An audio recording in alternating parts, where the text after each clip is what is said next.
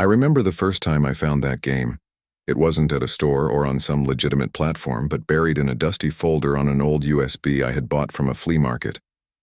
The label was scrawled in messy black ink, Sonic.exe. I laughed at first, thinking it was some weird fan game or an obvious creepypasta ripoff. I'd been a fan of Sonic since childhood, and nostalgia made me reckless. I plugged the USB into my laptop, ignoring the faint static that seemed to hiss from the port, as if the drive itself were alive. The game launched immediately, with no installation, no splash screen, just a black screen, and the text, "Welcome back, friend." I froze. I didn't type anything. The text blinked once, then disappeared, replaced by a start menu with the classic Press Start logo, just like the old Genesis games. I told myself it was just some aesthetic choice, a clever way the creator had coded it. I clicked Start. The first level looked normal at first glance, bright colors, loop-de-loops, rings glittering under a fake sunlight. But then I noticed it. The sky was wrong. It wasn't the usual cheerful blue. It was crimson, streaked with black clouds that moved unnaturally like ink in water. Sonic ran, as always, but his sprite had changed slightly. His eyes were black voids with tiny red specks, and the grin stretched impossibly wide across his face. I paused the game, shaking my head, but when I unpaused, he moved on his own, faster than any level could support, zipping past loops and obstacles. Ignoring the player input, the music started. At first, it was the familiar, cheerful chiptune, but then the notes warped, slowed, and deepened into a distorted drone that made my teeth ache. Somewhere in that static, I thought I heard a whisper. My laptop speakers weren't that loud, but the whisper was insistent. "Play. Don't stop. Watch." I leaned closer, and my reflection in the black screen seemed wrong. My eyes looked hollow, and my smile was forced, grotesque. I tried to close the game. Alt+4 did nothing. Control+Alt+Del, nothing. My laptop seemed locked in some digital nightmare. Then the words appeared. "I see you." Not in a dialogue box, not in a menu. It scrawled across the game level itself, etched into the background of the crimson sky. Panic hit me, and I yanked the USB from the port. The screen went black. My heart pounded, but relief didn't last long. From the corner of my room, I thought I saw him, Sonic's black void eyes staring through the darkness. I laughed nervously. It had to be my imagination. I hadn't slept well in weeks. I was probably hallucinating. That night I tried to convince myself I was safe, but every creak of my floorboards, every flicker of the streetlight through my window, felt like him moving closer. My dreams were worse. Sonic ran through them, always just out of reach, his grin wider, eyes darker, his whispers louder. "Come play." The next day, curiosity overtook fear. I found the USB again. I had stashed it under my bed, ashamed of even acknowledging it existed, and plugged it back in. The laptop sprang to life as if it had been waiting. The game opened automatically. This time the menu was gone. The screen was black except for a single line of text. "You can't leave." I clicked anyway. The game began. The level was familiar. The loops and rings rendered perfectly, but the world felt alive, almost breathing. I ran Sonic along the path, trying to collect rings, and the whispers returned. This time it wasn't just a voice, it was many voices, overlapping, screaming, crying, begging, warning. I couldn't understand the words, but the tone cut into my brain, gnawing at something deep inside. My hands shook on the keyboard. I tried to exit, but the screen flashed violently, showing flashes of a face, my face, distorted and screaming. Something changed in the game. Sonic stopped running. He turned to face me directly, standing on a loop high above the pixelated ground. The grin widened impossibly. Then he spoke, not with words, but a sound that should not exist, a mixture of static, laughter, and pain that penetrated through my speakers, through my skull, into my bones. My room temperature dropped. My breath fogged in the air. The shadows under my bed stretched unnaturally toward me, twisting, forming shapes I could not comprehend. I ripped the laptop off my desk. The screen shattered on impact, but the whispers didn't stop. They echoed in my skull, inside my head. The last thing I remember before passing out was a hand, or something like a hand, pressing against the black shattered screen, nails scraping glass, and a low hiss. "You are mine." I woke up hours later on the floor, the laptop gone. I checked my room. Nothing seemed out of place except for the faint smell of burnt plastic and Rings, tiny golden rings scattered across the carpet. I picked one up.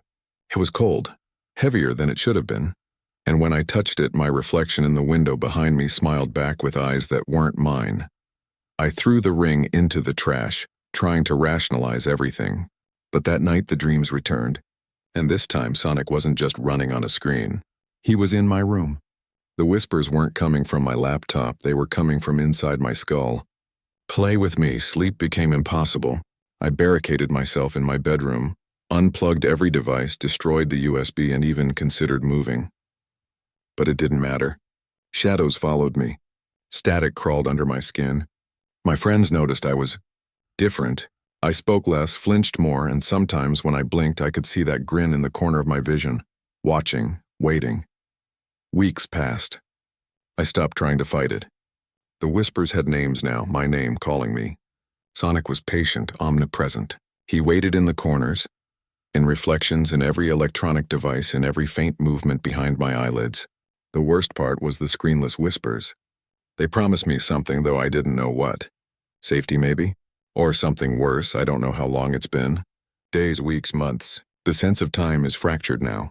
I hear him when I speak, when I eat, when I try to sleep. He's patient. I can feel him, always just at the edge of my awareness, a constant pressure on my chest. And sometimes in the dark I think I see him, leaning closer, his black eyes filled with that impossible grin. The last time I tried to leave my room, I found a message scrawled on my wall in what looked like my own handwriting, but it wasn't me. Don't go, stay and play. I don't know who wrote it. I don't know why I obeyed. I can't leave. I can't escape, and I know deep down that one day he'll finally reach through beyond the screen and I'll be part of the game forever. Every day I wait for that moment. I can hear him now just behind me. The faint hum of the rings spinning, the whisper, the static laughter. I dare not turn, because when I do, he sees me. I've always loved collecting old games, especially ones with history, the kind you could blow dust off and smell that strange plastic nostalgia. My collection started as a hobby, but it became more of an obsession over the years. Yard sales, flea markets, eBay listings with blurry photos, I hunted them all. But nothing I ever found compared to that cartridge. It was a Saturday morning when I stumbled upon it. There was this small swap meet just outside of town. I'd been there dozens of times before, but this time there was a new stall, one I'd never noticed. It was tucked into the far corner under a tattered blue tarp, and the man running it looked wrong. Not dangerous, just wrong. He was too pale, too still. His eyes followed people but never blinked. His smile didn't reach his face. His table was cluttered with retro stuff. Game Boys, NES carts, some weird knockoff systems. But one cartridge stood out immediately. It was a Sega Genesis cartridge, unlabeled except for a handwritten title in red marker, Sonic. The handwriting looked smeared, almost like it was written in something thicker than ink. I picked it up. How much for this one? I asked. The man's smile widened. For you? $10. But remember, don't play it alone. I thought he was just trying to upsell the atmosphere. Sure, I said, handing him a crumpled bill. But as I walked away, he grabbed my wrist. His skin was ice cold. He leaned in and whispered something so softly that I barely caught it. He learns your face. I laughed awkwardly, pulled my hand back and hurried away. At home, I cleaned the cartridge and slotted it into my old Genesis console. It booted up instantly. No Sega jingle, no splash screen, just a simple black title card with one word in bold white letters. Play. There was no menu, no sound. Just the prompt and the faint hum of static.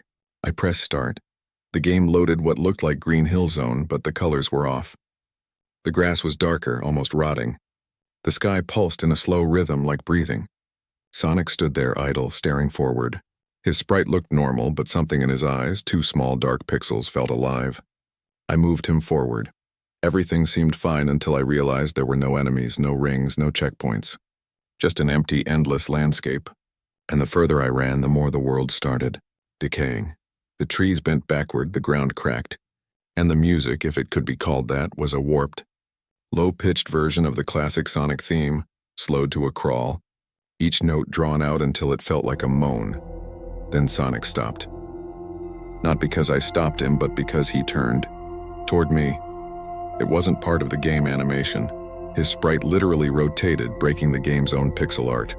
His face changed, mouth stretched wide, eyes pitch black with tiny red pupils. I froze, my controller vibrated violently, though the Genesis didn't have that feature. I dropped it. On the screen, Sonic's mouth opened wider. The sound that came out wasn't 16-bit. It was real, a low guttural scream that shook the room. I lunged for the power button, but before I could hit it, a text box appeared. "Why did you stop?" The scream cut off. My reflection flickered on the black parts of the screen, and for a split second it wasn't me staring back. I ripped the cartridge out. The screen went dark. The console hissed. My ears rang. And for the rest of the night I swore I heard faint static whispering through the vents. The next morning I told myself it was a glitch.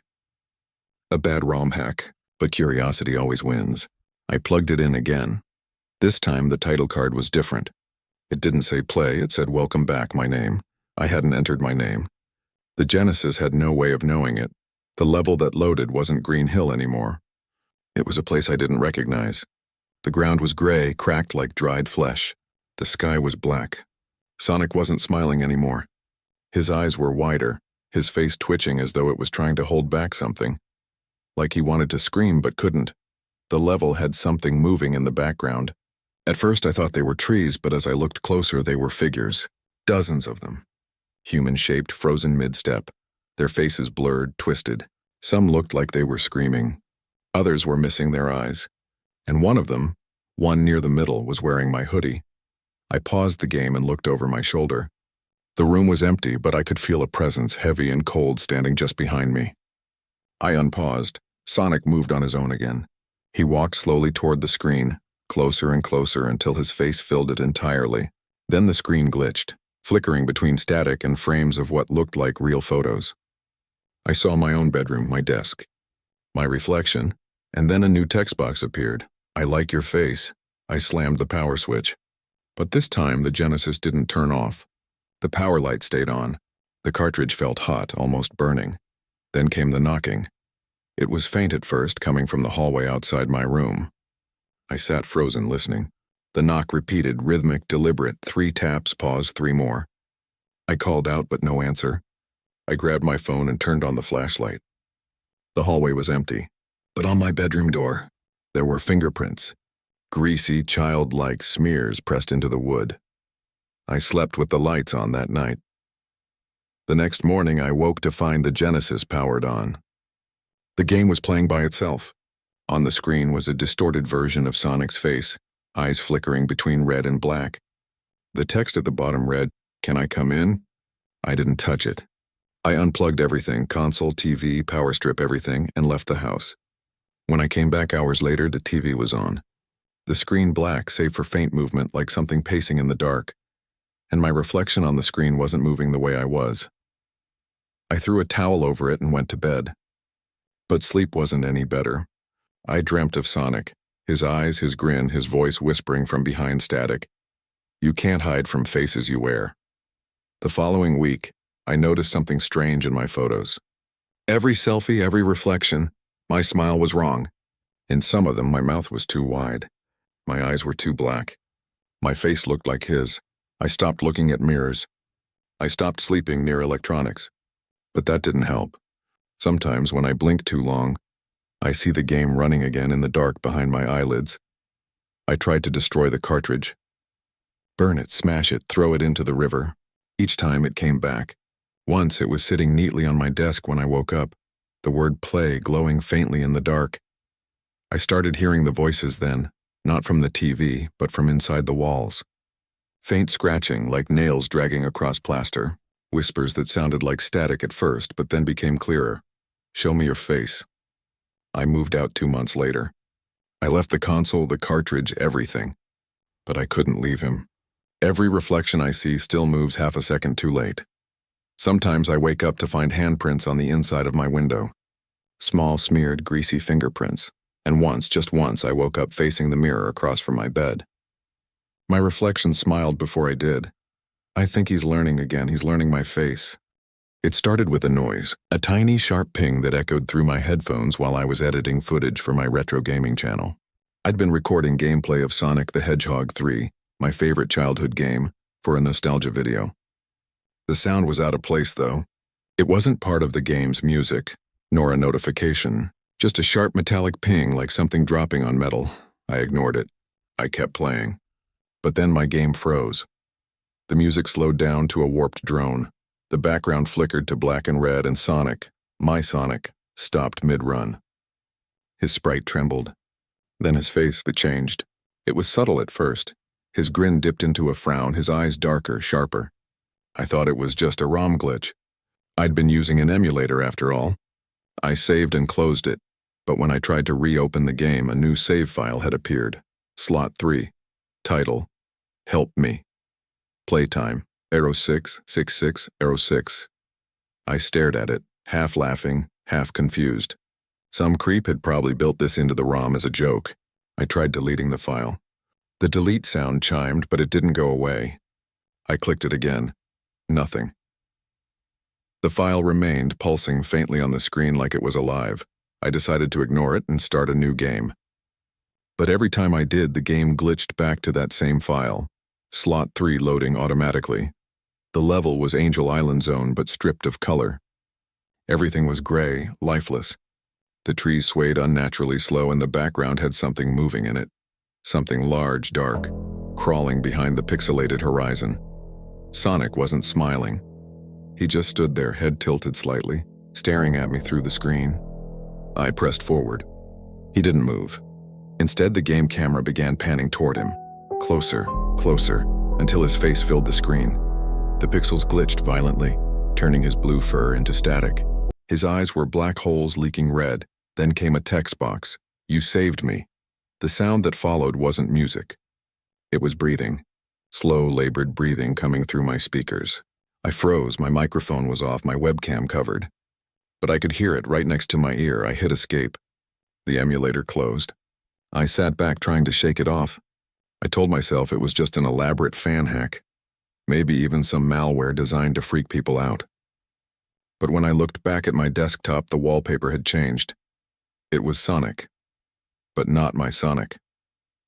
His face stretched across the screen, distorted, bleeding static around the edges. His eyes followed my cursor wherever I moved it. I unplugged my PC. The screen stayed on. That was the first night the dreams started. In them.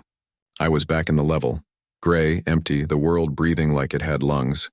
Sonic stood a few feet away, frozen, head twitching slightly. When I got closer, I could see his mouth moving. Not smiling. Whispering. "You saved me." I woke up drenched in sweat, my computer humming softly even though it was unplugged. The faint blue glow of the monitor lit up the room. On it was a single sentence. "Thank you." I wiped the screen clean, my hands shaking, and the message vanished. I ran antivirus scans, reinstalled Windows, wiped every file. But no matter what I did, that Help Me save file came back. Sometimes when I booted the PC, the Sonic sprite from the game would appear for a split second on the BIOS screen, staring at me before vanishing. Then things got worse. When I recorded new videos, the audio was wrong. I'd speak normally, but when I played it back, there was another voice under mine. Low, rasping, copying my words like an echo that came half a second too late. I stopped recording for a while. Then one night, I heard the ping again. It came from my bedroom this time. I followed it with my phone flashlight. The sound repeated, metallic, deliberate, coming from inside my closet. My hand shook as I reached for the handle. I opened it. Nothing but boxes and cables, and one thing that didn't belong. My old Sega Genesis. The one I'd packed away years ago. It was plugged in. The red light glowed faintly. There was a cartridge inside it. Unlabeled. I didn't put it there. I knelt down, hands trembling, and pulled it out. As soon as I did, my phone flashlight flickered off. The room went dark. The air grew heavy like a storm pressing against my skull. And then, from behind me, came the faintest whisper. "Don't delete me." I spun around. Nothing there. Just my bed, my desk, my monitor. Now on, glowing faint blue again. The same sentence blinking slowly on screen. "Don't delete me." I stayed at my brother's place that night, trying to convince myself I was losing it. He laughed when I told him. "Man, it's probably a virus. Or you've been editing too long," he said. Games don't talk to people. But when we got back to my place the next morning, he stopped laughing. Every screen in the house, my phone, my PC, my TV, all displayed the same image. Sonic's face, grinning wide, eyes bleeding black down the screen, and beneath it, one save remains. I shut everything off at the breaker. I packed a bag, drove to my parents' cabin 3 towns over, and stayed there. No Wi-Fi, no electronics, just old books and silence. It worked for a few days. The peace, the quiet, the illusion that I'd escaped. Then the forest started humming. It was faint at first, barely noticeable, but unmistakable. The low droning sound of 16-bit static, echoing between the trees. I found footprints near the edge of the woods. Not animal, not human. Too large, too smooth, and the deeper I went, the more I saw them. Rings. Scattered across the dirt. Tiny golden rings, just like in the game. I didn't pick them up. That night I woke to the same sound I'd heard through my headphones. The ping. Over and over, echoing from the living room. I went to check. The old TV, the one that hadn't worked in years, was on. Sonic was on the screen. Gray world. Breathing sky. His sprite stood motionless. His face glitched, distorting every few seconds. And below him, text scrolled slowly. Delete yourself. The controller was already plugged in. I didn't remember doing that. My hands moved on their own. I sat down. Picked it up. Hard start. The game loaded a new level. My house. Pixelated, eerily accurate. My desk, my bed, even the exact pattern on my curtains. Sonic stood in front of a small, pixelated version of me lying in bed. The in-game me twitched once, then stopped moving. Sonic turned toward the screen again, his face twisting into something no sprite sheet could render. It wasn't Sonic anymore. It was a human face, or something trying to be human, stretching, smiling, bleeding through static, and then he spoke. No more saves left. The screen went black. My reflection appeared in the dark glass. For a moment, it wasn't me. I could see his face instead, blue, sharp, smiling, right where mine should be. I smashed the TV. Glass exploded across the floor. I threw the cartridge into the fireplace and watched it melt. The smell was toxic, burning plastic and something else, something like meat. But when I looked down, the melted cartridge was gone. The next day, my brother texted me, "Dude, what's this file on your old channel?" I hadn't uploaded anything. But when I checked, there was a new video titled Saved. It was 5 minutes long. I pressed play. The footage showed my face, sleeping. Then, slowly, behind me, a figure moved into frame, blue, humanoid. Its face flickering between pixels and flesh.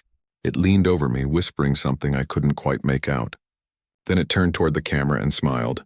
The video ended. I deleted the file immediately. Reported it. Shut down the account.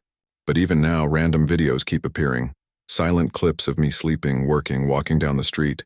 Each one uploaded by a user named HelpMeSlot3. I tried deleting the account altogether. The site gave me an error.